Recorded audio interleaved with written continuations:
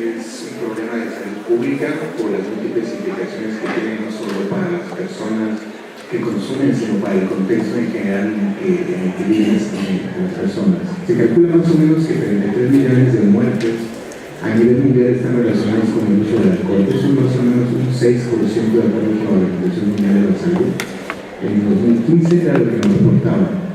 También se sabe que está relacionada con más de 200 tipos de enfermedades que no son directamente de transmisión, es decir, por ejemplo, con cáncer de faringe, con cáncer de páncreas, es decir, trastornos o enfermedades que no pueden ser prevenidas de alguna forma si no fuese por el uso del alcohol.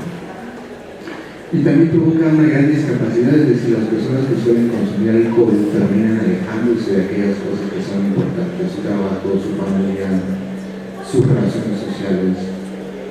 Bueno, y básicamente también nos decíamos que el uso del alcohol está relacionado con muerte prematura. Más o menos se calcula que el 25% de la población de las muertes más bien que existen a nivel mundial ocurren entre los 20 y 39 años, pero tienen que ver con el uso del alcohol.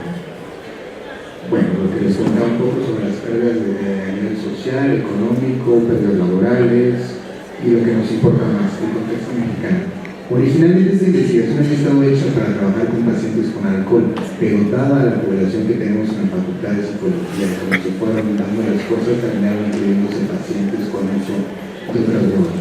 Entonces, los resultados que vemos están combinados con otros usos de sustancias. En México se calcula que aproximadamente 5 millones de personas, o sea, mexicanos, cumplen con los requerimientos para ser diagnosticados con un trastorno por uso de sustancias. Los trastornos por uso de sustancias pueden ser dependencia o abuso. En este caso, nos reportan que más o menos 6% de las personas tienen dependencia al alcohol. Y bueno, eso que ha llevado a nivel mundial y especialmente en México, ha llevado a desarrollar diferentes tipos de intervenciones, en particular las que nos interesan son de orden psicológico. En México existen muchas intervenciones psicológicas, pero también a nivel mundial que han probado su efectividad a través de ensayos clínicos aleatorios. Los ensayos clínicos aleatorios son como la piedra angular o la criba que se utiliza para decir qué tipo de tratamiento es adecuado para tratar a qué tipo de pacientes.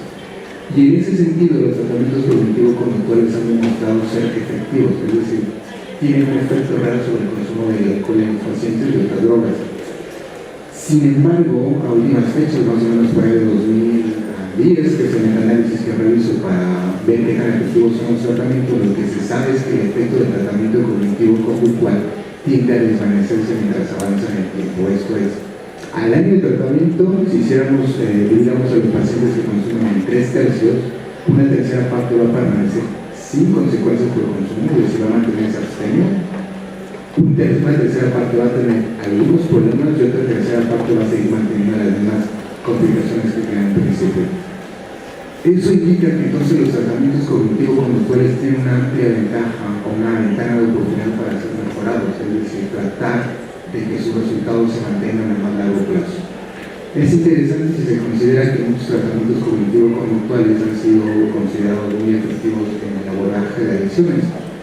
Pero bueno, eso nos debe plantearnos en el contexto mexicano la misma pregunta. Muchos de los tratamientos que en México existen son adaptaciones de tratamientos que vienen de fuera, es decir, de tratamientos que fueron desarrollados en su mayor contexto en los Estados Unidos y Norteamérica. Entonces, muchos tratamientos son adaptaciones de esos programas, por lo tanto, tienen las mismas limitaciones. Yo diría que a pesar de, aparte de esas limitaciones, tienen también el cómo han sido probados en contextos mexicanos con muestras muy reducidas de participantes, lo cual limita más su efectividad. Entonces, lo que estoy reportando básicamente lo que la literatura internacional nos dice, dado que es la que tiene los estándares científicos más elevados, los que deberían de considerar para hablar de efectividad, y en ese contexto también voy a situar los tratamientos mexicanos, que básicamente son adaptaciones de sus tratamientos. Yo voy a trabajar con un programa en particular que se llama Programa de Prevención Estructurado para Estudiantes Universitarios o PEREU, que como les he comentado, también es una adaptación de un programa desarrollado en la Fundación contra la Adicción de Canadá y que se ha aprobado en México. Tiene características particulares a diferencia de otras intervenciones, como ser un modelo particular de prevención de recaídas. La conferencia no da o la plática no da para plantear todo el modelo de prevención de recaídas, que lo retoma la idea original propuesta por Mario. También considera la motivación para el cambio como una piedra fundamental en el tratamiento de la adicción, el enfrentamiento de situaciones de riesgo y la exposición gradual ante dichas situaciones, que básicamente lo que todo tratamiento cognitivo-conductual suele hacer cuando se aborda la adicción. Básicamente se enseña al paciente a identificar situaciones de riesgo, a planear cómo hacerles frente, se le entrena en diferentes cosas como solución de problemas, asertividad, relajación y por ejemplo, comunicación inteligente a veces con su pareja, de tipo de destrezas de este tipo. El Perú tiene sus propias limitaciones en particular, un poco va a girar mi trabajo respecto a las limitaciones de esta intervención en el contexto que les he contado. Tiene mucha dificultad para trabajar con pacientes que tienen perfil diferenciado, es decir, pacientes que consuman por todo y por nada, es decir, pacientes que consumen si están alegres, si están enojados, si están irritados, si están... Sí, parecía que consumen por todo motivo que encuentran. Lo menciono porque muchos tratamientos han sido ubicados específicamente para pacientes que tienen cierta complicación con ciertas situaciones, ¿vale? Entonces no son generalizados. Muchas de las estrategias que utiliza esta intervención consideran disparadores externos del consumo, pero hacen muy poco énfasis en disparadores internos. ¿A qué me refiero con disparadores? Aquellas situaciones que llevan a la persona a consumir, por ejemplo, pasar por un lado y antes consumir alcohol y de repente se me vuelve a antojar. Muchos tratamientos trabajan con los pacientes en decirles que le den un poco la vuelta, que busquen hacer otras cosas, pero tienen complicaciones al momento de trabajar con eventos internos, es decir, con eventos que están dentro del sujeto como cuáles.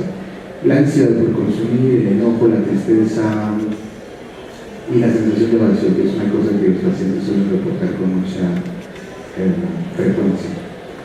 La mayor parte de intervenciones que se ocupan para este tipo de tratamientos, que es un poco la siguiente lámina, van enfocadas básicamente a evitar las sensaciones internas. De hecho, en los tratamientos se le conoce como componentes de control emocional, es decir, cómo manejas la ansiedad, pensando en otra cosa, pensando en qué va a pasar, cómo manejas sobre todo el craving, que es el deseo por consumir. Sale a tomar un poco de aire, toma un vaso de agua, come una zanahoria, piensan que eso va a pasar muy pronto. Es decir, todas las estrategias que se ocupan con disparadores internos suelen ser de tipo evitativo. A la larga, las estrategias de evitación para disparadores internos terminan siendo básicamente contradictorias. Es decir, si yo les planteara en este momento que borraran de la cabeza la imagen de su madre que tal vez han visto en la mañana, resultaría imposible sacarla de su cabeza. Lo mismo ocurre cuando se le pide a un paciente que trate por un momento de sacar del contexto o de lo que está sintiendo las ganas de consumir. Es decir, las ganas de consumir no se pueden evitar, no se pueden sacar de esa forma. Entonces, estas estrategias utilizadas son de tipo evitativo. Esa es una limitación que tienen en general algunos programas cognitivo-conductuales para tratar la adicción. ¿Cómo se puede superar la limitación? La literatura nos dice que hay una cantidad de variables que están relacionadas con el consumo, inevitablemente que hay muchas.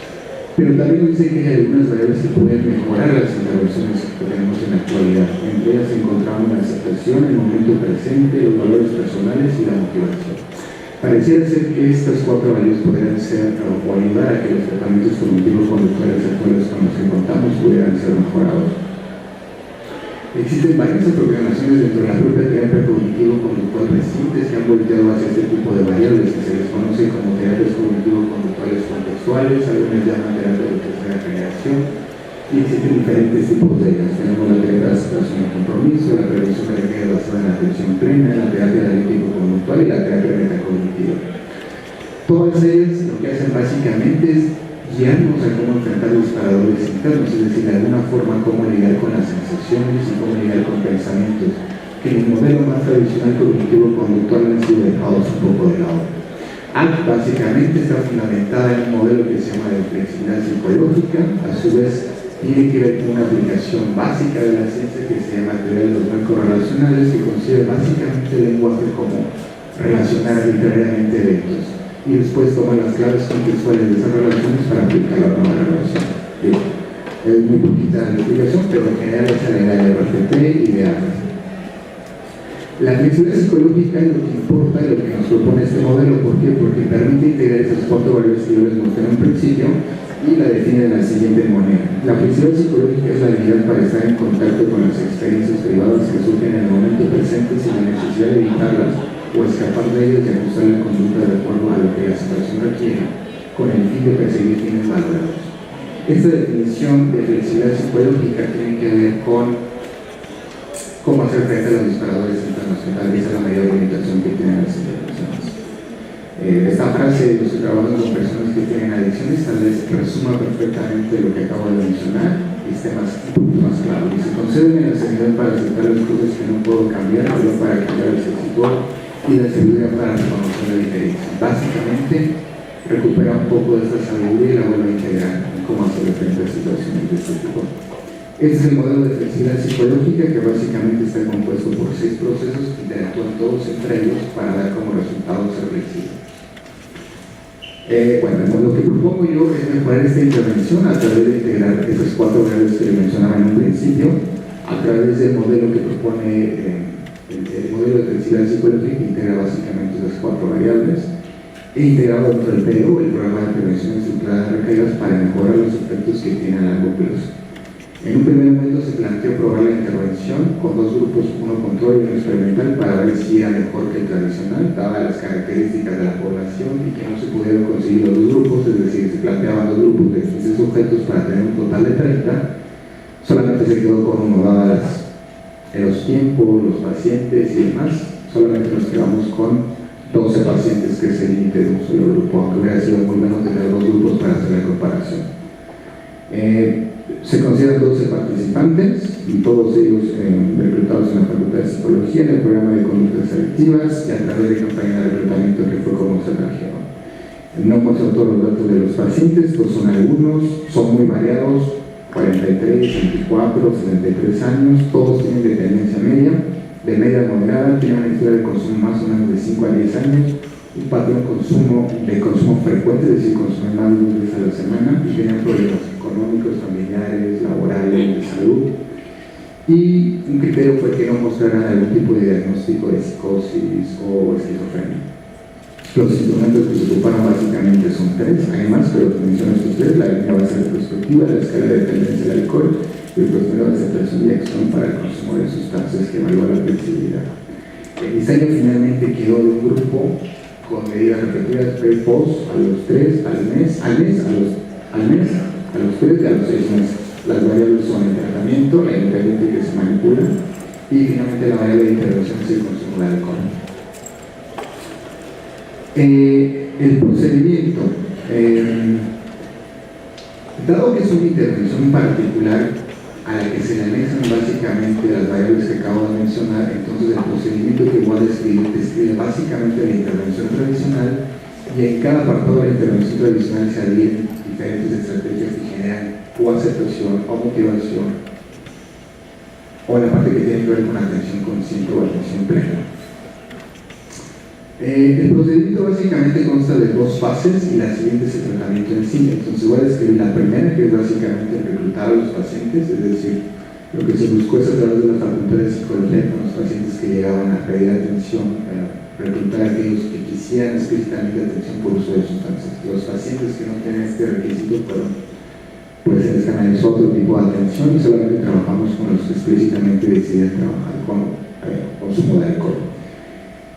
Dado que lo que se tiene en el programa de conductas selectivas son diferentes pacientes, también se trabaja con otros pacientes como cocaína, tabaco, marihuana. Entonces, a la par que se trabajó con los que se le aplicaba el programa de uso de alcohol, se decidió también trabajar con otros pacientes de diferentes sustancias. La evaluación diagnóstica básicamente es el proceso de admisión del Centro de Servicios Psicológicos en parte, y de aplicar una prueba muy breve que se llama esquema de dependencia al alcohol, lo que permite saber si el paciente cubre con el requisito de ser dependiente o no. Una vez que el paciente desea o recurre, primero, pedir atención por consumo de alcohol, y segundo, tener criterio de dependencia, se asignaba al programa de prevención estructurada de recaídas. Originalmente se asignaron a 2 condiciones: la condición de tratamiento tradicional y la condición a la que se anexaban las variables que les acabo de comentar, el modelo de flexibilidad psicológica. Al final solamente nos quedamos con un grupo, y lo que reporto son los participantes de ese grupo experimental. La intervención tradicional del programa de prevención estructurada de recaídas está compuesta de 5 componentes que tenemos del lado izquierdo, que está como evaluación, entrevista motivacional, plan de tratamiento individual individualizado SRP, que es las iniciales del programa en inglés, que básicamente se refiere a la iniciación del cambio y el mantenimiento del cambio. Ustedes verán que del lado derecho, esta otra columna donde salen flechas que dicen que contemplación, reparación, acción y mantenimiento. Esto quiere decir que cada una de las fases del tratamiento tradicional está igualada con el modelo de Prochaska y Clemente. Es decir, supone que los pacientes que entran al tratamiento no están motivados para cambiar, y lo que va a hacer el terapeuta es generar motivación para que el paciente pase de un estadio al siguiente. Eso es lo que tradicionalmente la intervención hace. Muy brevemente, por ejemplo, los pacientes que están en entrevista motivacional, lo que se ocupa en la evaluación, que se obtuvo de la evaluación para hacer un balance decisional, es decir, los pros y contras de cambiar o no cambiar la forma de beber alcohol. Una vez que se genera una decisión de cambio, entonces se sigue con el plan de tratamiento individualizado. Esto no ocurre, es decir, el paciente no puede pasar a la siguiente fase si no ha quedado claro que quiere hacer un cambio, porque no tendría sentido seguir adelante si no hay una decisión de cambio. Entonces, lo que hace básicamente el tratamiento es hacer esta secuenciación tradicionalmente. Lo que decidimos hacer, o lo que decidí hacer para la intervención que planteo, es a cada componente de los que están atrás, que son los que tenemos aquí, se anexan procedimientos que generan o aceptación o atención en el momento presente, ¿vale? O motivación. Motivación se trabaja básicamente en el componente de esta motivación, entonces hay mucho que hacer. La parte que tiene que ver, tal vez la más central después de la fase de evaluación, que es la primera, y la de entrevista motivacional, que es la segunda, es la parte que tiene que ver con el paciente decide hacer un cambio. Entonces, lo primero que se le entrena, lo que se agregó a la intervención tradicional fue ver al malestar como parte del trayecto que va a encontrar en el momento de hacer un cambio. Muchos pacientes a veces no están decididos a hacer un cambio porque les da un poco la sensación de saber que no van a poder, que van a sentir la ansiedad por consumir. Pero lo que se propone a esos pacientes básicamente es ver el malestar que surge de tomar una decisión comprometida respecto al cambio como parte del mismo ataque, es decir, un poco parecido al uso de metáforas que se ocupan para tener diferentes procedimientos. Bueno, les cuento un poco los resultados. Los he dividido en tres fases, esta que dice de consumo bajo, consumo medio y consumo alto. Lo que tenemos aquí son 6 pacientes y el resto de los pacientes todos siguen en la parte del tratamiento, entonces estos son básicamente los que están, digamos, de la parte ya final. Y lo que quisiera que notaran aquí es, tenemos una línea base retrospectiva, que es el consumo de un año, la primera parte que está acá. Esta aquí es la base de línea retrospectiva, la primera que tenemos acá, hasta el 2018 más o menos es la fase de tratamiento, el primer seguimiento, el segundo y el tercer seguimiento. Estos son los pacientes que consumen básicamente alcohol y grapas de localidad. Están juntos básicamente porque sus consumos no son tan elevados, es a lo largo del año. La siguiente gráfica que les presento es la de pacientes que tienen consumo medio. Ustedes podrán ver que están agrupados más bien por la cantidad de consumo más que por la unidad, porque no se pueden sumar porque son completamente distintos, no bien la magnitud del consumo por lo que están agrupados. Lo mismo, tenemos los mismos indicadores, la línea base retrospectiva, la fase de tratamiento, la fase de primer seguimiento, segundo y tercero. Y esta que dice de consumo alto, es decir, pacientes que consumen más de 700 copas, o por ejemplo en el caso de la línea azul es un paciente que consume tabaco, son 426 tabacos o cigarrillos al mes. Está igualmente dividida la gráfica. Y al final lo que tenemos es esta parte que es el puntaje de flexibilidad psicológica, que nos muestra básicamente el puntaje que ha obtenido el paciente en el cuestionario sobre flexibilidad. Lo que quisiera que notaran en general de aquellos pacientes que ya tienen todos los seguimientos es que parece que hay una tendencia a aumentar la flexibilidad a lo largo de los diferentes seguimientos. Hay pacientes de esos que todavía están en tratamiento, es decir, los pacientes que no tienen un poquito, por eso es que no están reportados todos aquí. Eso quiere decir que todavía falta más o menos un año para poder recolectar los datos que necesito, porque el tratamiento pues está más bien por la permanencia del efecto a largo plazo. Y bueno, eso sería como a grandes rasgos un poco la intervención que quería contar eso. Y bueno, eso es todo.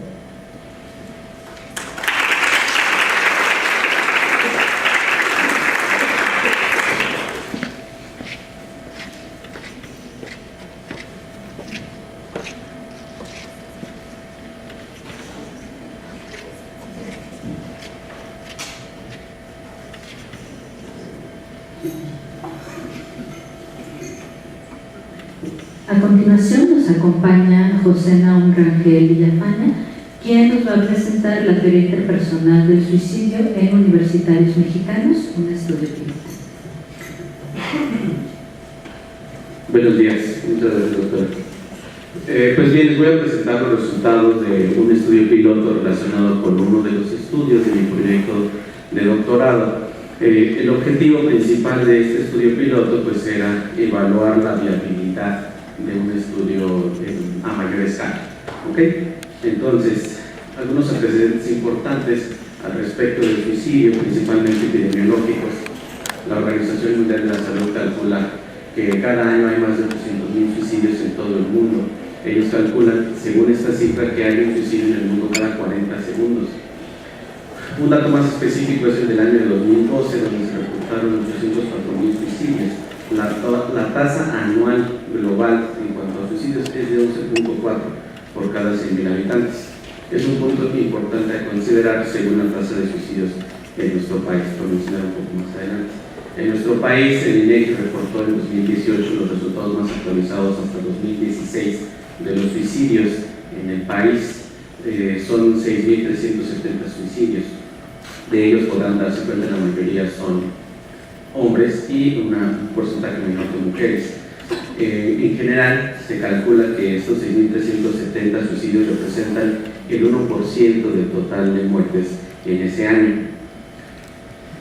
Les hablaba respecto de la tasa de suicidio que sigue en aumento. Algunos autores comparan las tasas de suicidio desde 1970, que era de 1.13, en 2007 pasó a 4.12 y el dato más actualizado reportado por la OMS en 2015 es de 5.0. Es decir, parece que las tasas de suicidio en nuestro país, la tendencia pues es hacia el aumento. Si nosotros comparamos esto con la tasa anual global, pues parece que nuestro país está de media tabla para abajo. Eso es cierto. Nuestro país es de los países que tienen tasas de suicidio más bajas comparados, por ejemplo, con Corea, donde tienen 28.3 suicidios por cada 100.000 habitantes. Sin embargo, si nosotros analizamos el objetivo que planteó la Organización Mundial de la Salud en el Plan de Acción Mundial en cuanto a salud mental, que era contemplado de 2013 a 2020, el objetivo en cuanto a suicidio era disminuir en un 10% las tasas de suicidio. A más o menos 2 años que nos quedan para la fecha, pues no parece que México vaya a lograr ese objetivo. Es decir, no parece ni siquiera que se estén manteniendo las tasas, parece que están aumentando, contrario al objetivo que se había planteado.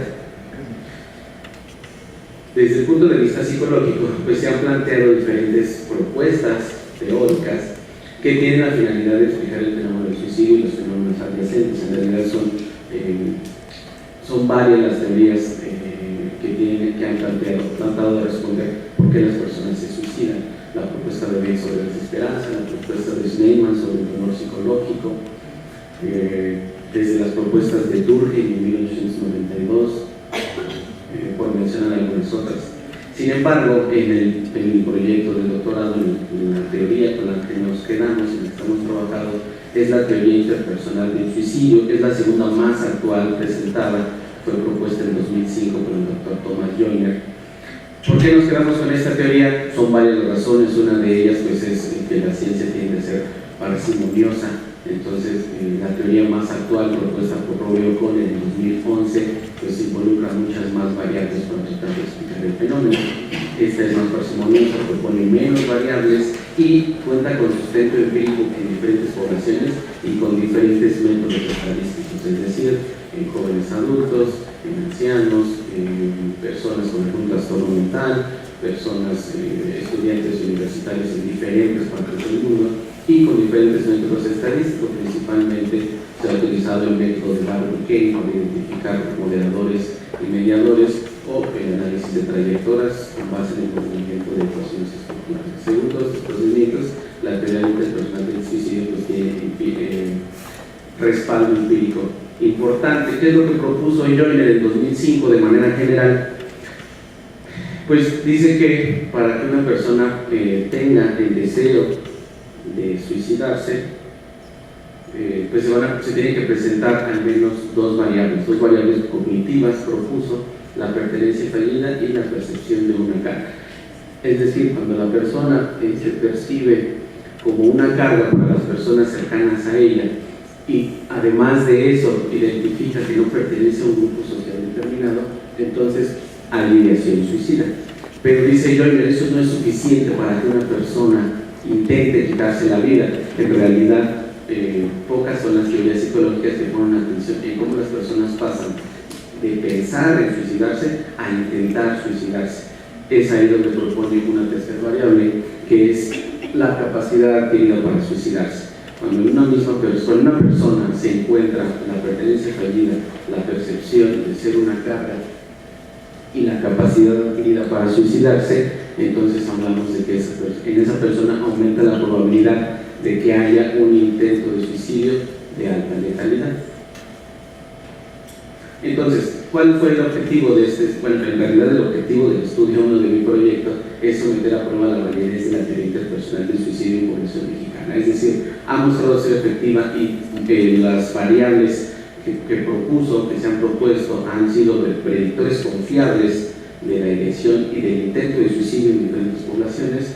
Parece oportuno y relevante para nuestro país identificar si esta propuesta teórica pues funciona al menos de una manera similar en nuestro país. Los resultados que les muestro es que trabajamos con 256 estudiantes universitarios de la carrera de psicología de una universidad privada en la Ciudad de México. De manera general, como se esperaría en la carrera de psicología, tal vez trabajamos con personas de entre 17 y 29 años, la media de edad fue de casi 22 años, con una desviación estándar bajita. La mayoría, 3/3 partes prácticamente mujeres, 1/4 parte hombres y la mayoría solteros.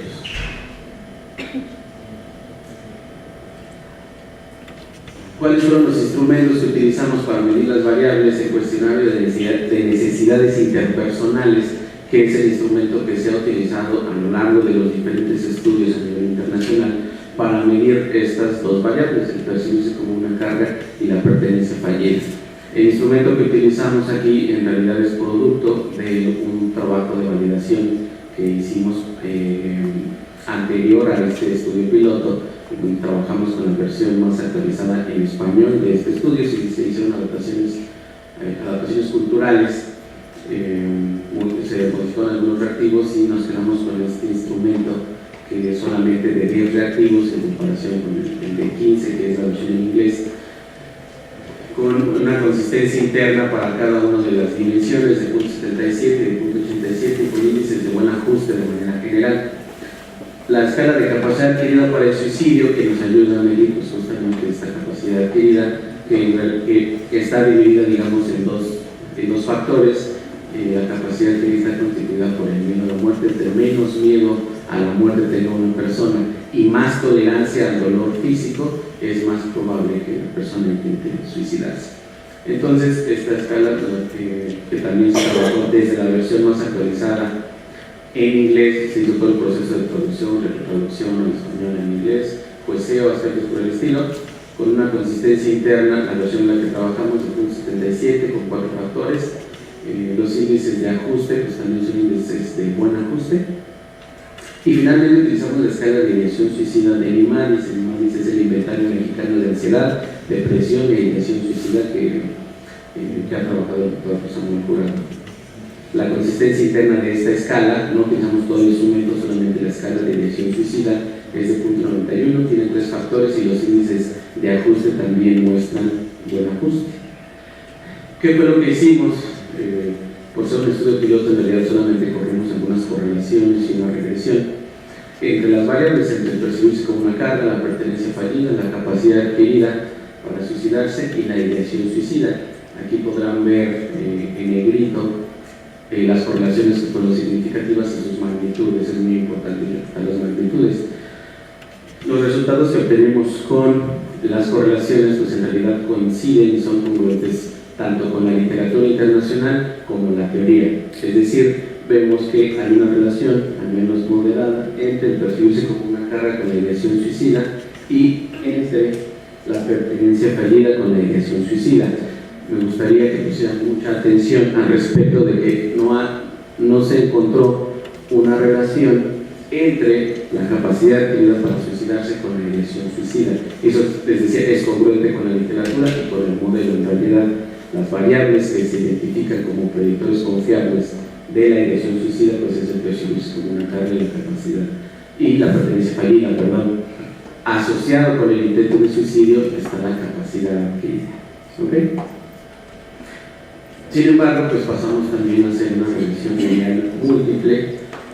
Utilizamos el método paso por paso. Sin embargo, en realidad estuve jugando con el método. Sabemos que al utilizar diferentes métodos en el modelo de regresión, los resultados pueden ser diferentes. Sin embargo, a pesar de utilizar diferentes métodos, los resultados habitualmente eran los mismos. ¿Qué es lo que encontramos de manera general? Que el percibirse como una carga y la pertenencia fallida en conjunto fueron predictores confiables de la ideación suicida. Estas dos variables en conjunto explicaron el 43% de la varianza de la ideación suicida. Habrá que notar que el modelo excluyó, se excluyó del modelo la capacidad adquirida para suicidarse. Y bueno, lo que se esperaba, pues porque la correlación no fue significativa, que no había relación. De manera individual, cada una de estas variables también reportaron ser predictores confiables, percibirse como una carga y pertenencia fallida. Sin embargo, estas variables de manera individual pues explican un poquito porcentaje de la varianza. Una de ellas casi el 14% y otra más o menos el 9% de la ideación suicida. Si nosotros sumamos estos porcentajes, pues no llegan a los 43 que explican el conjunto. Nuevamente, esto es congruente con la literatura y congruente con la teoría. Lo que propuso Joyner es que para que se presente la ideación suicida es necesario que ambas variables estén elevadas y no solamente una de ellas. Si solamente una de ellas está elevada, la probabilidad de que haya ideación suicida es menor. Nuevamente, les aclaro, la capacidad adquirida para suicidarse pues se excluyó del modelo al no ser un predictor confiable. Entonces, algunos puntos importantes a considerar sobre estos resultados, sobre esta breve presentación. Pues, como les he comentado en diferentes ocasiones, los resultados son congruentes con la literatura internacional, es decir, que el percibirse como una carga y la pertenencia fallida son predictores confiables de la ideación suicida. La capacidad que no se relaciona directamente con la ideación, sí, no se relaciona directamente con el intento de suicidio, que es lo que sugiere la literatura y la teoría, por supuesto. En ese sentido, se plantea que el objetivo que tenía este estudio piloto, se cumplió, pues lo que nos indica es que un estudio a mayor escala, con una muestra pues, mayor y con procedimientos estadísticos más complejos, como al menos el análisis de trayectorias, pues es viable y es importante poder realizar. Y pues es todo lo que yo traje para presentar. Muchas gracias.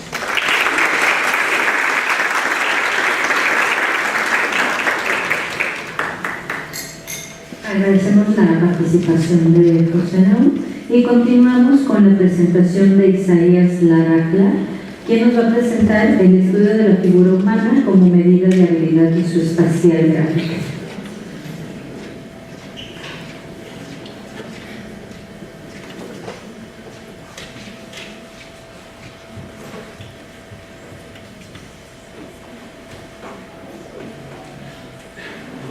Buenas tardes.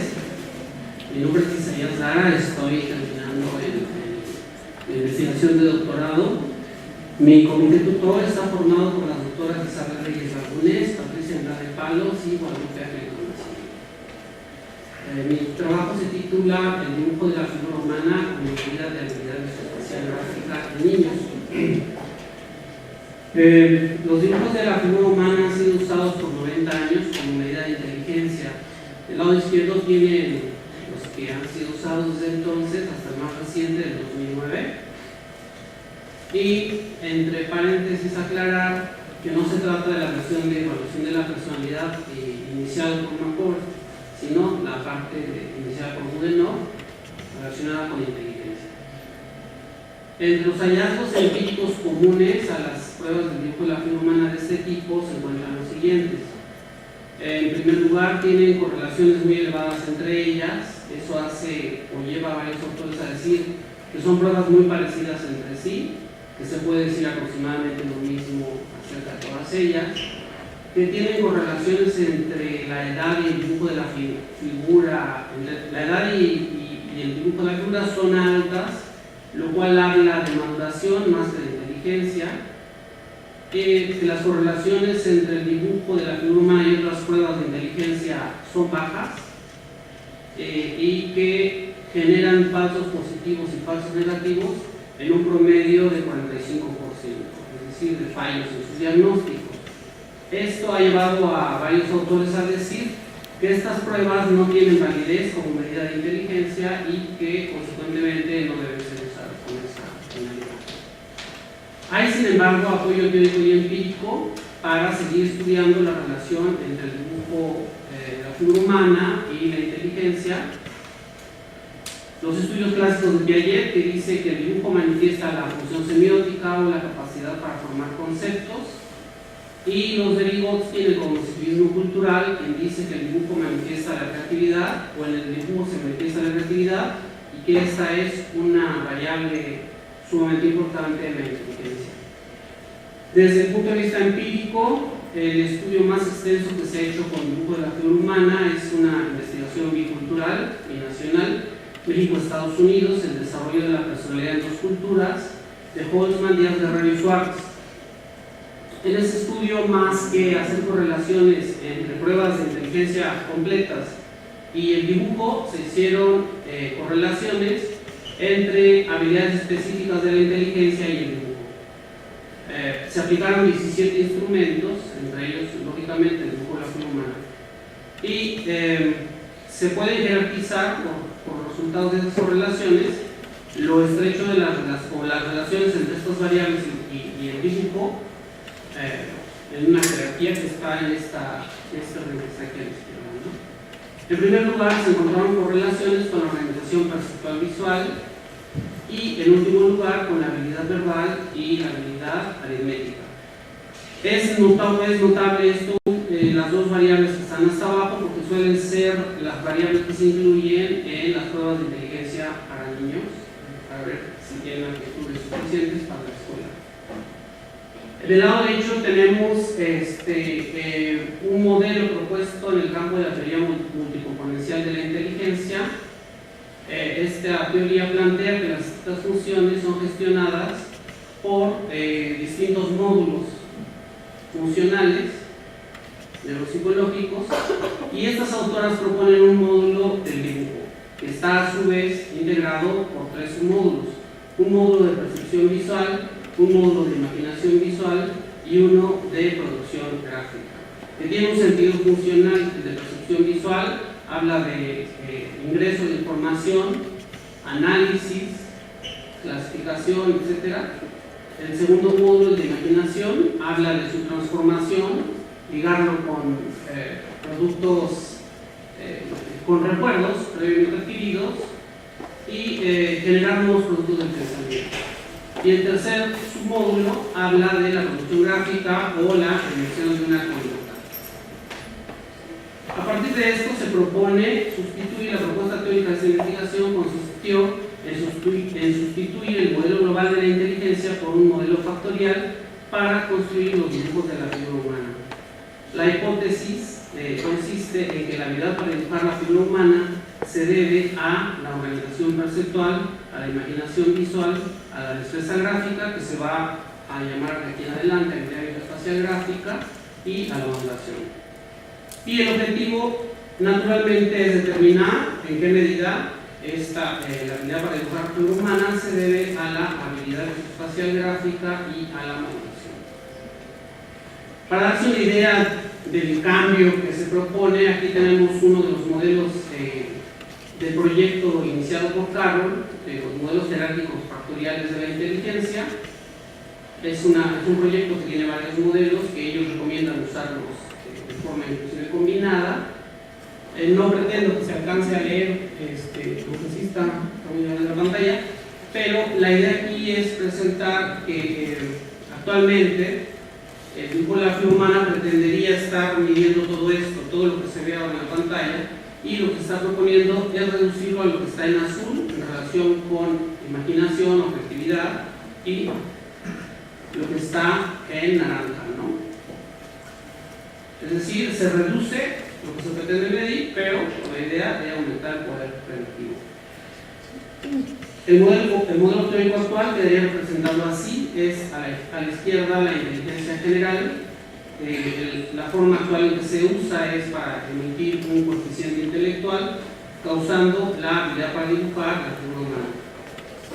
Y el modelo que se propone quedaría integrado de esta manera: se incluye la maduración como variable independiente focal y 3 variables mediadoras que serían la habilidad visoespacial gráfica o que la componen, que son de las que he estado hablando como causantes de la habilidad para dibujar la figura humana. Como justificación de esta investigación es, en principio, que toda prueba debe ser válida y confiable para un uso justo. Esto es especialmente relevante considerando que esta prueba, o estas pruebas, son de las más usadas en la historia de la psicometría, siempre han estado entre las 3 y las 10 más usadas, y de sustituir el modelo global de la inteligencia del dibujo de la figura humana por un modelo jerárquico factorial permitirá construir pruebas del dibujo de la figura humana con mayor validez.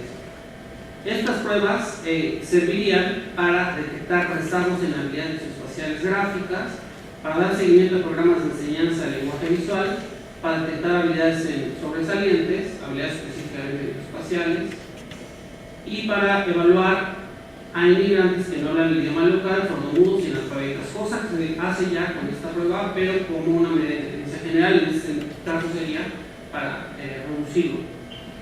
La investigación se desarrolló en 2 fases: una fase de conceptuación, en donde se prepararon los instrumentos, y la fase de comprobación del modelo. Se tenían que preparar o se tenía que disponer de 5 instrumentos. Como medida de inteligencia general se utilizó la prueba Shipley, versión A o combinación A, que incluye pensamiento verbal y abstracto. Es una prueba estandarizada en México. Como medida de evaluación perceptual se utilizó la prueba Shipley, la subescala Shipley, bloques que pertenece a Shipley, también estandarizada en México. Como medida de imaginación visual se hizo la adaptación de la evaluación multidimensional de la creatividad, la subescala visomotriz. Como medida de destreza gráfica se utilizó el Bender-Kopitz, estandarizado en México también, y como medida de la variable independiente, el dibujo de la figura humana se tuvo que adaptar. Entonces, en esta fase se adaptaron 2 pruebas. En cuanto a la adaptación de la escala de creatividad, se partió de la evaluación multidimensional de la creatividad EMU, hecha por Sánchez en el 2006. Se pensó en utilizar la prueba de Torrance, que es la más usada para medir creatividad. Solamente que esta es una prueba planteada para medir creatividad en general. Se necesitaba una prueba que fuera específicamente visomotriz.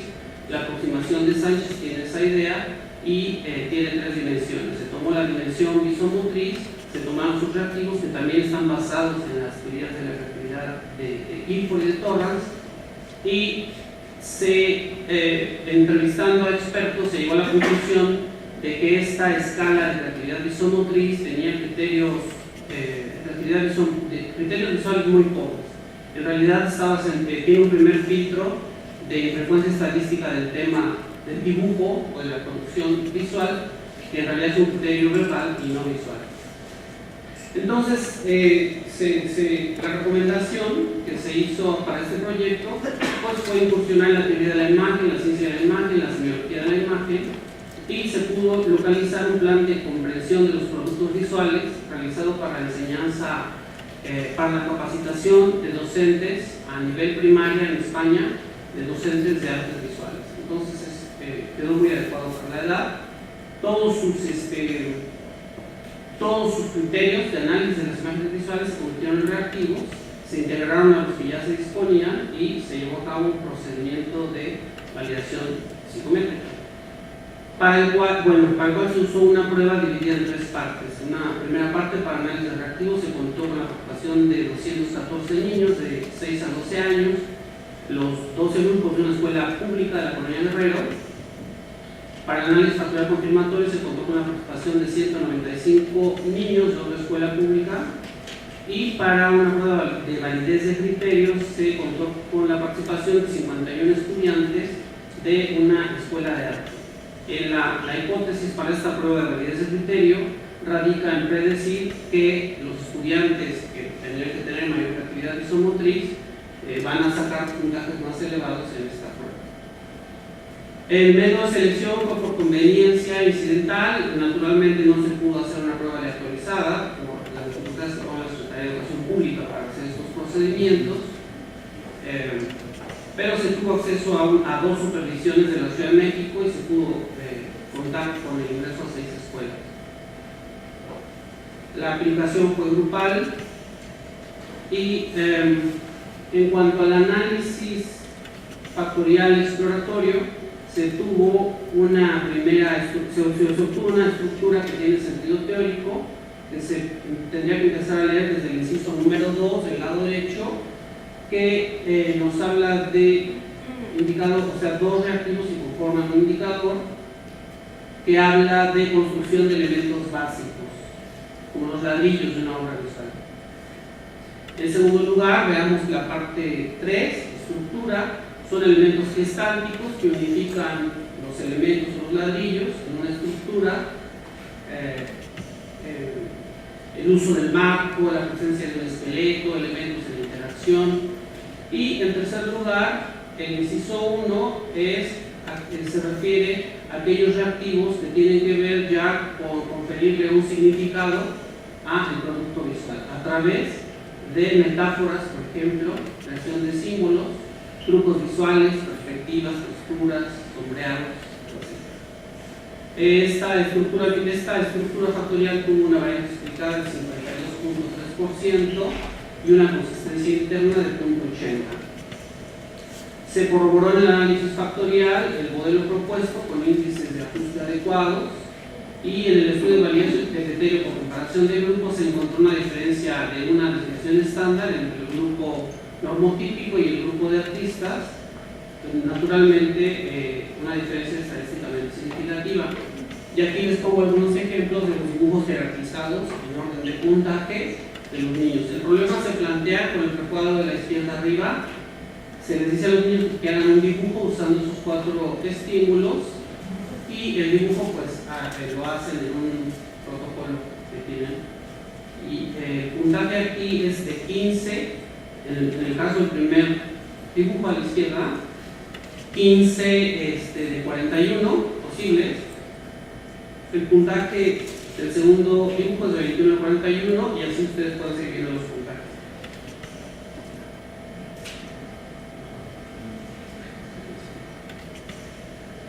Aquí tienen otros puntajes, otros dibujos.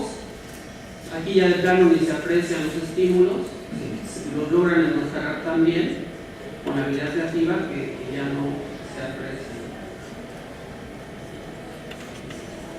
En cuanto a la adaptación de la escala del dibujo, se partió de 3 de los más conocidos instrumentos del dibujo de la figura humana: el de Goodenough Harris, el Coppice y el último, el Banato y Gordovic. Se adicionaron 17 reactivos derivados de las dimensiones de creatividad de Guilford y Torrance. Se partió de 89 reactivos y se llevó a cabo el proceso de variación psicométrica con 219 niños de una escuela similar a las que ya se mencionaron. Se hizo un análisis de componentes principales con un porcentaje de varianza explicada del 55%, una consistencia interna de 0.88 y tiene sentido teórico. Quedaron 20 reactivos politómicos heterogéneos con distintos niveles de respuesta, y aquí tenemos una jerarquización. En el primer dibujo, 14 puntos de 76 posibles, el segundo de 59 puntos, el tercero de 63, el siguiente de 66, bueno, hay que ver los puntajes. Para comprobar el modelo, se hizo un estudio de campo para comprobación de hipótesis con 353 alumnos de 3 escuelas, 2 públicas y una privada. Se usaron los instrumentos que se han estado mencionando, y en el estudio de regresión, que sería con varianza explicada, el modelo prevalente, el modelo que se usa hasta ahorita, la relación del dibujo de la figura humana y la inteligencia general, se encontró una varianza explicada del 19%. El modelo propuesto, que sería el modelo 2, se encontró una variabilidad explicada del 33%. Y bueno, la última columna de la derecha es descontando la covariable edad, que ya vimos que tiene un efecto importante. En el primer caso aumentó un poquito la variabilidad explicada y el modelo propuesto alcanzó el nivel de 52%. Y hasta abajo se presenta un modelo nada más para no dejar de probarlo, donde se integran tanto la inteligencia general como la habilidad visoespacial gráfica y aumentó nada más una décima porcentaje. Las conclusiones es que la conducta de dibujar es mejor explicada por la habilidad visoespacial gráfica que por la inteligencia general.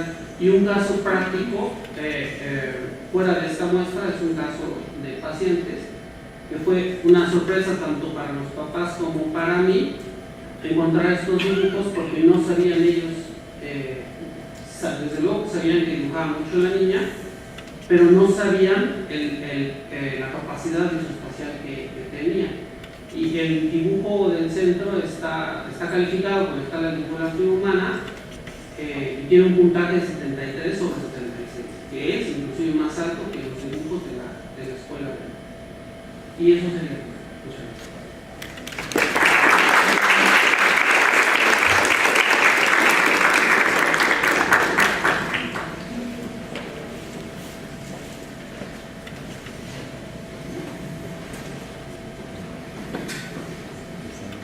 Agradecemos a Isaías y continuamos con el trabajo que nos va a presentar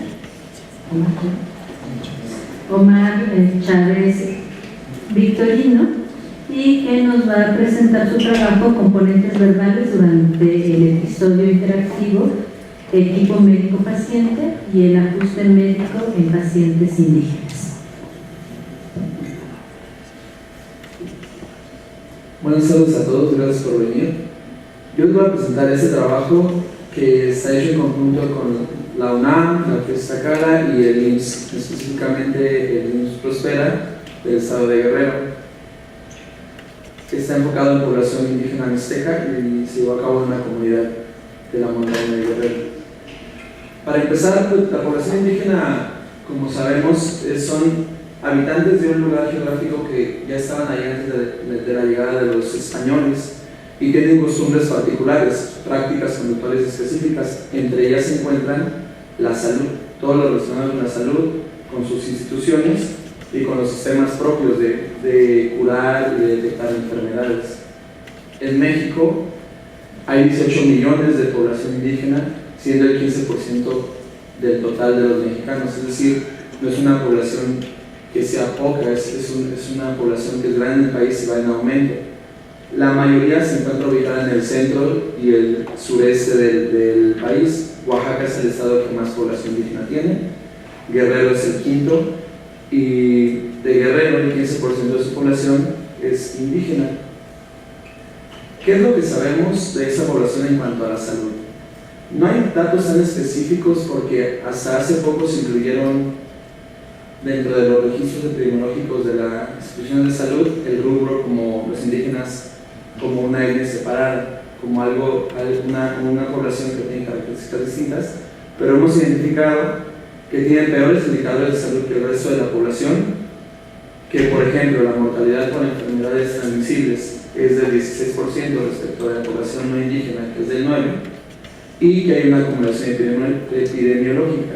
Eso significa que enfermedades como la diabetes, el cáncer van en aumento, las crónicas, y las agudas, que en población no indígena se presentan en niveles mínimos, ellas siguen presentando en niveles muy altos, no desaparecen y se están sumando las crónicas.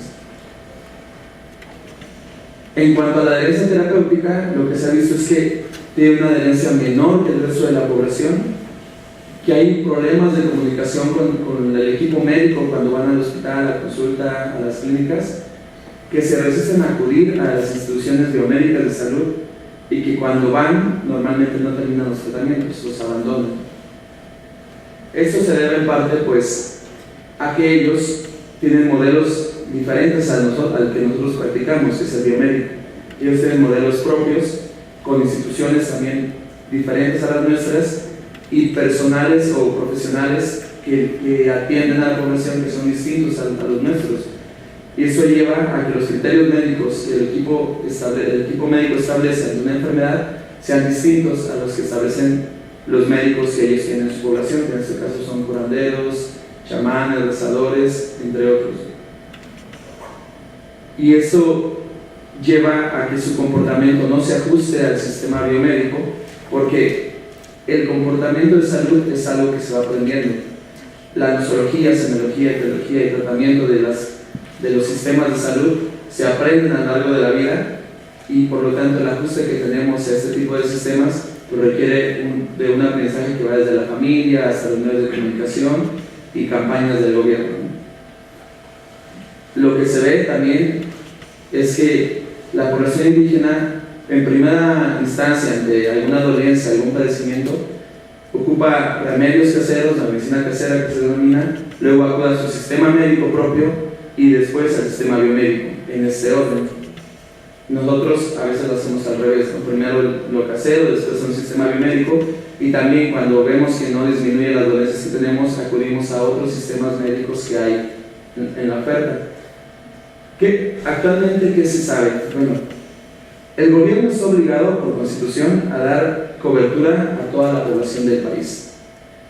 Que los pacientes, independientemente de si son indígenas o no, buscan diferentes opciones para disminuir las dolencias, y en estas búsquedas acuden a distintas instituciones con sistemas médicos diferentes.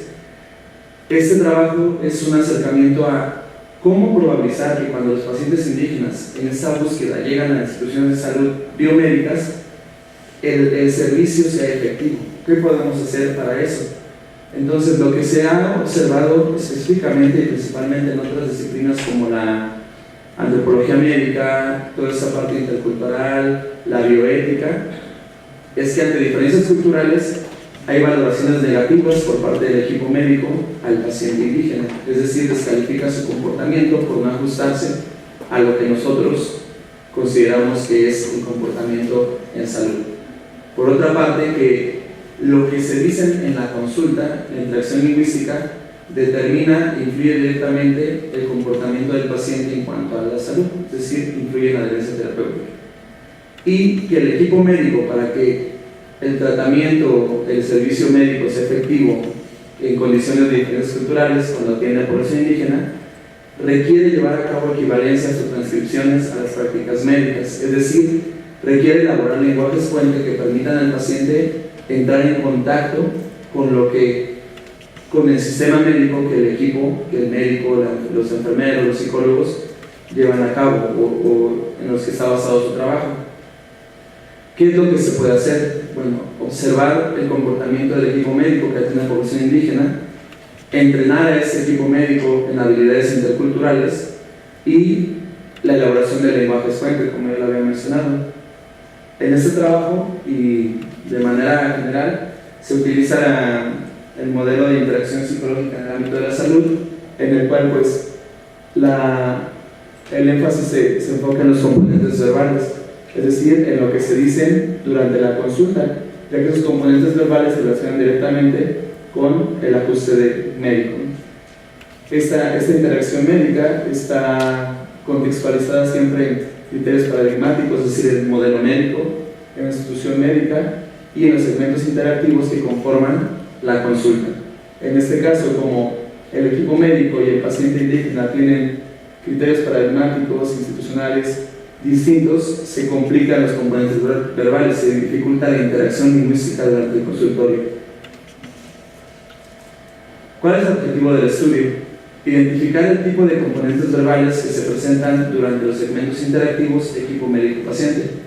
Componentes verbales se van a observar valorativos y transcriptivos, que más adelante les explico de qué tratan.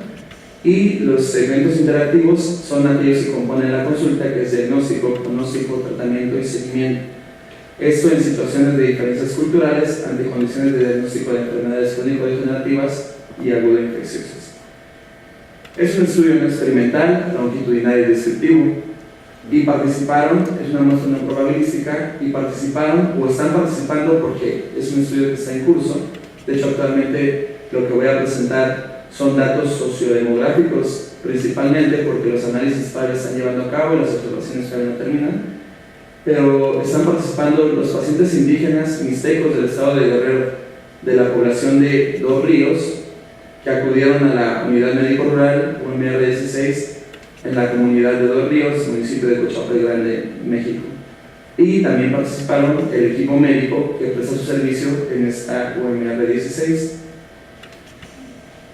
Al fondo, bueno, todo esto es la comunidad de Dos Ríos, y eso que se ve ahí es la UMR 16. Todo alrededor son montañas. Más adelante les voy a poner un video para contextualizar más cómo es la vida ahí en el pueblo. Criterios de inclusión, pues son esos que se mencionan aquí, que sean de origen mixteco, que en este caso toda la población es mixteca, que acudan a la UMR, que presenten algunos de este tipo de enfermedades, y el equipo médico que está instaurado y que presta su servicio en esta UMR. Y los criterios de exclusión son pacientes que no sean indígenas o que expresaron su decisión de no participar en el estudio. El consentimiento informado se dio al comisario de la población, ya que casi el 100% de los indígenas de este pueblo no saben leer y escribir, entonces no tiene caso que se le dé un documento firmado para que lo lean y lo firmen si no saben, y de acuerdo a la Ley General de la Salud, en estas condiciones se puede acudir a los representantes de la población para que decidan si se puede llevar a cabo o no un estudio de este tipo. El estudio va a tener una duración de 5 meses, por lo tanto las observaciones están limitadas a este periodo, y la situación fue durante el consultorio, que tiene una amplitud de 3x3, se utilizó una cámara para grabar las interacciones lingüísticas que se llevaban a cabo entre el equipo médico y el paciente, de tal manera que quedaba así. Aquí está el médico, el paciente, y la cámara estaba colocada en esta parte para permitir que se grabaran la interacción de la dieta completa. El equipo médico está conformado por dos equipos, uno en fin de semana y uno entre semana. Entre semana el médico habla mixteco y español, y el fin de semana el médico solo habla castellano. Aunque sean fin de semana y entre semana, en total el periodo de observación o el periodo de días efectivos es casi el mismo, porque el equipo de entre semana gasta un día en subir, o sea, llega los lunes, pero ya casi no da consulta porque llegan en la tarde-noche y baja los viernes. Entonces son 3 días efectivos y el fin de semana son 2 días efectivos. No hay tanta diferencia en los días que atienden a la población cada uno. Los componentes verbales, como mencionaba, que es lo que se va a observar durante la interacción. Los valorativos son aquellos en los que se muestra una adjetivación del comportamiento, calificando en términos de anormal, normal, adecuado, inadecuado, bueno, malo, en función de un sistema de salud particular. Por ejemplo, un componente verbal valorativo positivo es cuando el médico le dice al paciente que eso que está haciendo es bueno porque lo va a llevar a curarse. Uno negativo es cuando le menciona que ya no vaya con el curandero porque eso no sirve y no le va a hacer que se mejore de acuerdo a la condición que tiene. Los componentes verbales transcriptivos son aquellos en los que se elabora un lenguaje fuente entre el comportamiento del equipo médico y el comportamiento del paciente. Los complementarios es cuando el equipo médico le dice al paciente, por ejemplo, a esas hierbas que tú estás llevando, que estás tomando, o a ese ritual que tú estás haciendo, ¿por qué no le incluyes esas pastillas a ver qué efecto tienen? O sea, que se complementan los sistemas. El educativo es cuando le explica los fundamentos de por qué eso que le está dando es adecuado. Esta pastilla tiene cierta sustancia que va a hacer que funcione en tu organismo por tales motivos. Y el análogo es cuando compara lo que está pasando. Mira, eso que yo te estoy dando es como cuando tú vas con el curandero y te hacen este tipo de tratamientos. Es un efecto similar, ¿por qué no lo intentas? ¿No? Los instrumentos que utilizaron fue una cámara Panasonic para grabar las interacciones verbales, el de Observer XT, que va a ser para analizar las interacciones verbales, y el sistema de categorización de los componentes verbales durante el episodio interactivo médico-paciente que fue elaborado para este estudio. Es muy extenso, pero bueno, algo de lo que nos va a permitir este sistema pues es identificar el inicio y el fin de los componentes verbales y cuáles se presentaron, ¿no? Transcriptivos o valorativos, qué persona inicia la interacción lingüística durante el consultorio, Criterios para identificar momentos de diagnóstico, pronóstico, tratamiento y seguimiento, es decir, qué tipo de momentos son los que más se presentan en la consulta, en qué gasta más tiempo el médico. La interacción principal entre quienes se establecen, porque en esta población lo común es que acudan muchas personas a la consulta. Se acude el paciente para acompañarlo de toda la familia. Y a veces cuando va la mujer es la que está enferma, ella no habla, habla el hombre todo el tiempo. Entonces vamos a ver entre quiénes se establece la interacción principal, la duración de interacción equipo médico-paciente, la duración total de la consulta, la interacción lingüística relacionada con farmacología, dieta, actividad física, y cuando el médico lleva a cabo revisiones para llevar a cabo el diagnóstico, si estas revisiones van acompañadas de componentes verbales o no. Es decir, cuando pasa el paciente a la mesa que se acueste y lo revisa, si le dice lo que está llevando a cabo, si le explica por qué lo está haciendo, solamente lleva a cabo los procedimientos instrumentales. Es el tipo de cosas que va a permitir observar el sistema de categorización.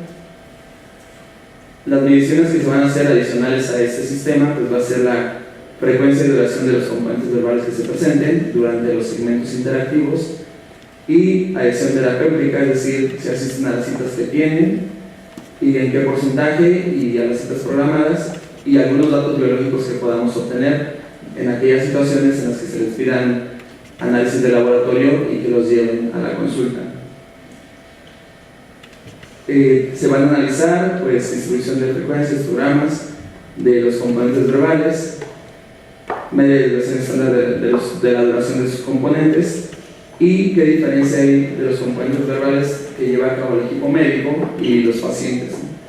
Entonces, hasta el momento los resultados son sobre todo sociodemográficos, observacionales de las condiciones en las que viven, porque todavía estamos llevando a cabo observaciones. Hasta ahorita llevamos 84 casos grabados de los médicos, falta grabar la interacción entre las enfermeras. Y aquí los datos son interesantes. Ante el médico que habla mixteco se presenta el 91% de las consultas, y ante el médico que habla castellano solamente el 9%. Es decir, es muy importante que el equipo médico que da servicio en estas poblaciones hable el mismo idioma, ¿no? De hecho, la Constitución lo dice como algo obligatorio.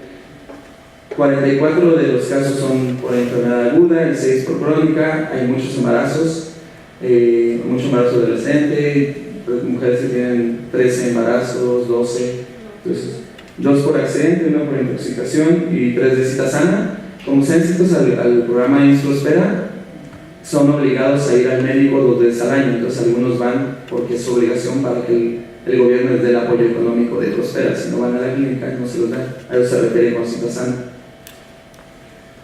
Como se puede ver aquí, en lo amarillo es el 79.76 son analfabetas, el 12.39 sabe leer y escribir, 5.39 la primaria, 2 secundaria y menos del 1% tiene media superior terminada. La mayoría de la población tiene de 0 a 10 años y de ahí va disminuyendo. Es una población flotante, ya que las condiciones no permiten generar ingresos económicos y tienen que emigrar a otros estados. Entonces la mayoría son jóvenes y de ahí para abajo pues va disminuyendo. Lo que se puede observar es que, bueno, este municipio que es Cochuapa Grande es el segundo con mayor condiciones de pobreza extrema del país. Hace 10 años era el primero, ahora ya es el segundo.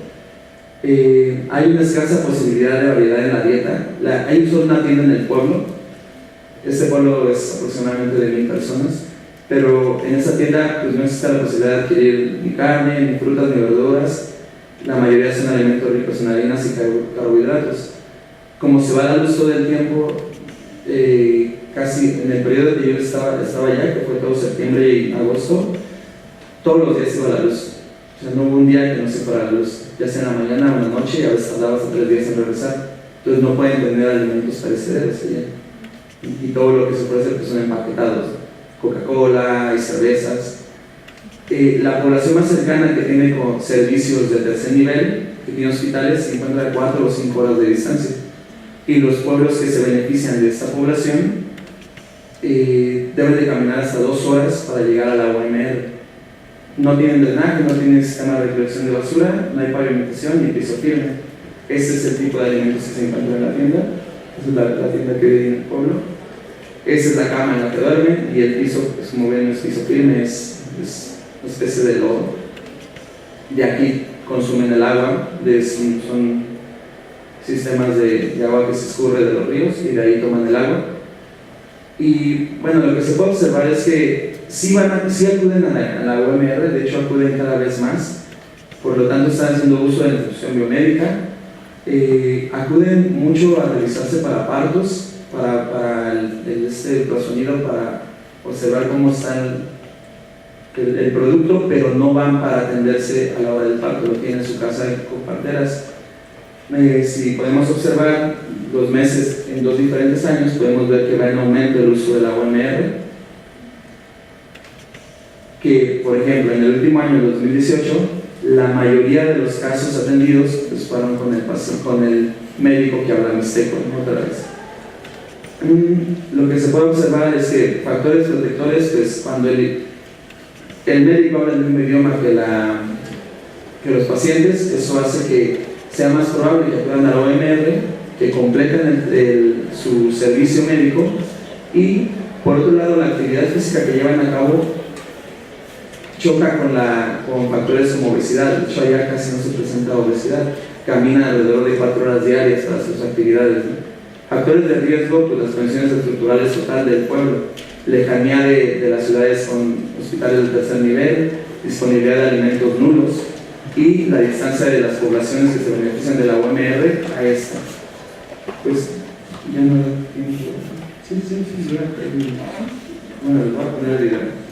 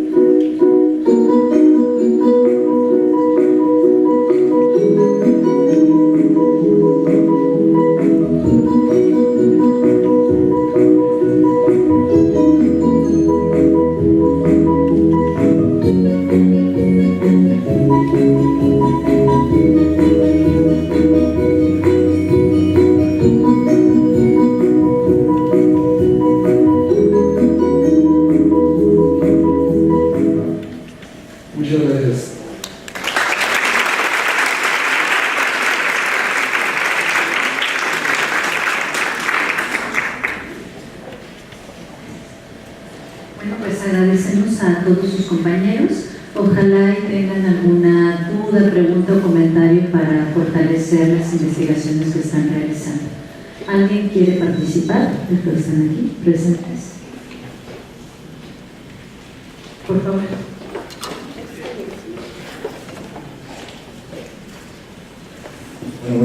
Gracias. Bueno, muchas felicidades, me gustaron todos sus trabajos, me parecieron muy buenos y particularmente muy relevantes en sus distintos campos.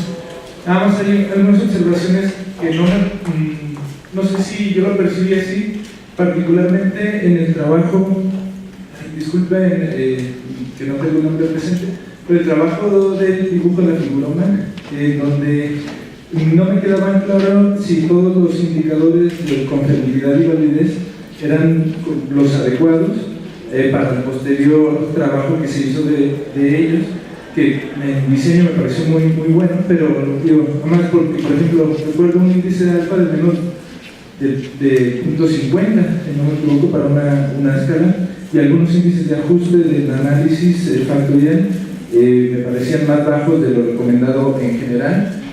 Entonces nada más es una pregunta de, bueno, ¿qué tan, si estos índices están así como creo que los vi, qué tanto conviene darle continuidad particularmente a esas subescalas, porque habían otras que me parecían bastante adecuadas? Entonces, ¿qué tan conveniente es en principio? Y rápidamente en el trabajo de mi compañero aquí, ¿qué tanto influye que la muestra sea únicamente de estudiantes en términos de generalizar la validez del modelo para, digamos, poblaciones que se van a estudiar distintas, tengo entendido, a estudiantes universitarios? Gracias. Muchas gracias. Los índices de las escalas, los alfas son superiores a 0.80 en el caso de la escala de actividad y el dibujo de la figura humana. Y en el caso de alguna de las subescalas, de los factores, creo que es a lo que se refiere, había factores con menores índices, 0.70, y había algunos indicadores que no lo quise quitar porque todavía hay que interpretar esos factores, en el caso del dibujo de la figura humana, porque se necesita encontrar, o sea, no los quiero desaparecer todavía. Yo sé que mi tutora me regañaría porque ya tiene los activos que no funcionan, pero aquí hay temas de autoimagen, de función receptomotora que hay que esclarecer, ¿no? Entonces todavía no los quiero eliminar porque, pues mira, en este caso tú tienes el protocolo de dibujo y tú lo puedes analizar varias veces con distintos reactivos, como no tienes que volver a aplicarlo, siempre y cuando no cambies el estímulo inicial. Pero en cuanto a índices de ajuste de los análisis factoriales, del análisis factorial confirmatorio en el caso de la primera escala, los índices eran correctos. Parece que uno no, pero dos sí. Entonces, había uno que era limítrofe y dos que eran adecuados. Gracias. Buenas tardes. Creo que tu anotación es muy pertinente, muchas gracias por ella. Por supuesto que con la muestra que estamos reportando, pues no podríamos hablar de generalizar la propuesta teórica a la población. Por supuesto, son características muy específicas, y lo señalaba yo al respecto de la licenciatura de psicología, aún no sea de esta universidad. Fue una situación que comentamos con mis tutores, con la doctora también Carla Cancino, que ella nos proponía que iniciáramos a validar la teoría primero en población sana, ¿no? Sin embargo, a pesar de esta situación, un componente muy importante para quedarnos con este tipo de muestra es que, según el INEGI, el 61% de los suicidios de los que yo he hablado de 2016 en nuestro país, el 61% están en personas entre 19 y 34 años. El intervalo con mayor frecuencia de suicidios estamos en los entre 19 y 24 años, y ya los adolescentes son el segundo intervalo más frecuente, ¿no? Entonces teóricamente lo estamos haciendo en una muestra sana, pero realmente el objetivo del estudio piloto era medir la viabilidad, y entonces el objetivo sería, pues sí, primero expandirlo a estudiantes universitarios de diferentes carreras, por supuesto, aumentar la muestra, pues por el estilo, pero como bien mencionas, con la muestra que presenté, pues, no, la generalización sería bastante complicada, ¿no? Podemos decir que el estudio y la teoría parece ser viable, parece tener cierta validez como en la literatura, congruente con la teoría específicamente, pues en una muestra donde la mayoría son mujeres, donde la mayoría son solteros y que son estudiantes, ¿no? Por supuesto, tienes razón. Muchísimas gracias. ¿Alguien más que tenga alguna duda, algún comentario? Por favor, adelante.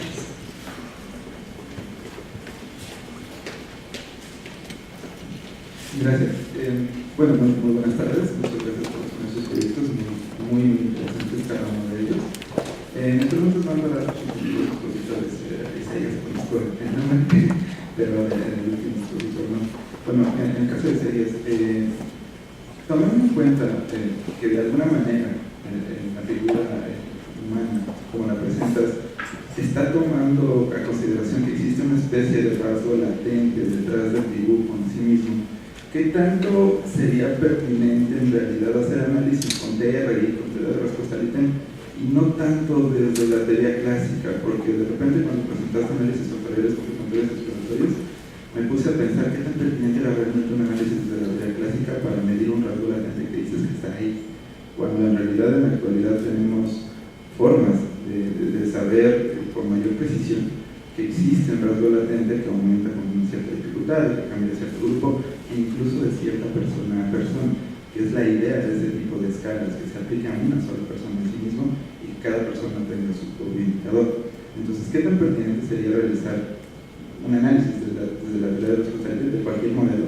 el que se ajuste mejor, en lugar de hacer modelos desde el modelo clásico? Particularmente me pregunté mucho el sentido de hacer un análisis factorial exploratorio a una prueba así.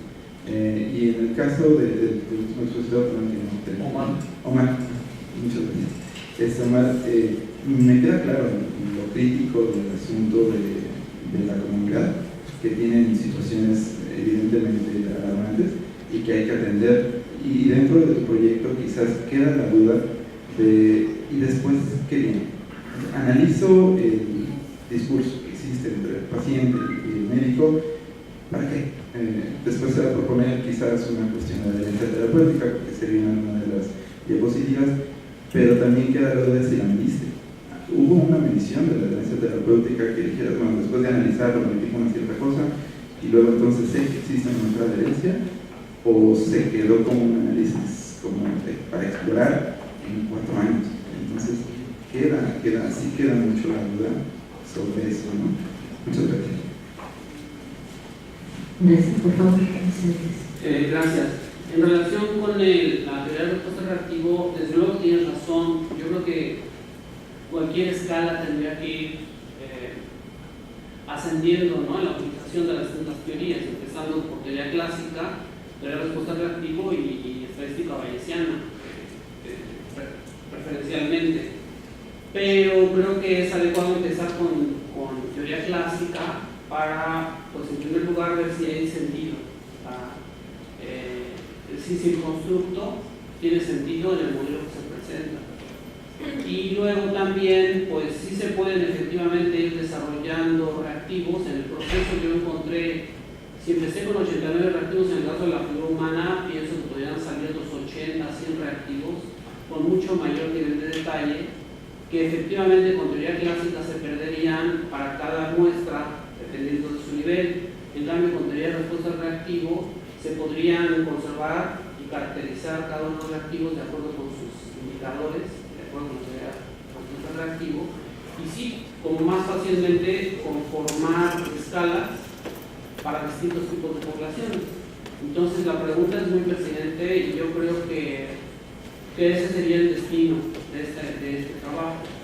Empezar a analizarlo primero, recopilar todos los reactivos que yo fui encontrando. Muchos van a salir de teorías del arte, teorías de la comunicación visual, y irlos analizando y probando con teoría de respuesta reactiva. Entonces, sí.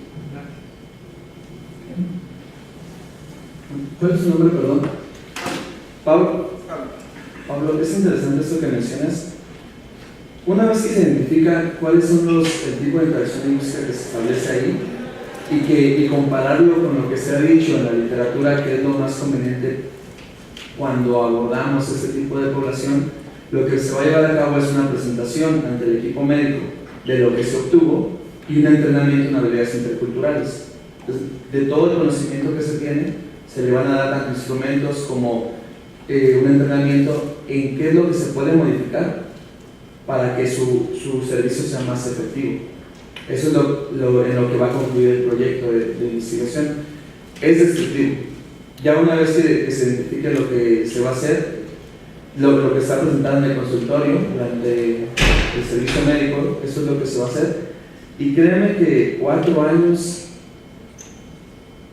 no es tanto tiempo, porque se pasa mucho en conseguir los permisos y en contactar en este caso al ISSSTE Prospera Guerrero. Fue llegar hasta el director general de ISSSTE Prospera Guerrero, que asignaron a población, y como somos poblaciones extrañas, invasoras, no puedes llegar, o sea, no es como aquí llegas al hospital y ves un protocolo. Allá tuve que ir y empezar a darme a conocer con la población para que permitieran que yo estuviera viviendo en la clínica, para que permitieran que yo estuviera en la comunidad, porque cualquier persona extraña que ven, la policía comunitaria la detiene y la interroga porque está ahí, ¿no? O sea, son comunidades cerradas que se protegen porque si no se protegen, pues nosotros vamos y invadimos, ¿no? Entonces requiere un proceso y un tiempo muy largo el poder llegar y que te acepten y empezar las observaciones. Por eso te digo que al final a veces requieres más tiempo, pero sí entiendo esta duda por las comparaciones que hay entre las observaciones, ¿no? En población en la ciudad, por ejemplo. Muchas gracias. ¿Alguien más que guste generar una pregunta?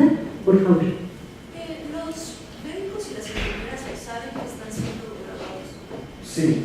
Sí, ¿y saben el objetivo del estudio también? No. Okay. O sea, cuando llegamos, el planteamiento fue: vamos a observar el comportamiento de los pacientes, porque sabemos que es difícil que se adhieran al tratamiento, ¿no? Entonces, eso disminuye la posibilidad de que cambien su comportamiento cuando está en la cama, que den la consulta como ellos dan normalmente. Y también por eso no llevé a cabo evaluaciones de la adherencia terapéutica antes, porque lo que yo quería era observar lo que se presenta.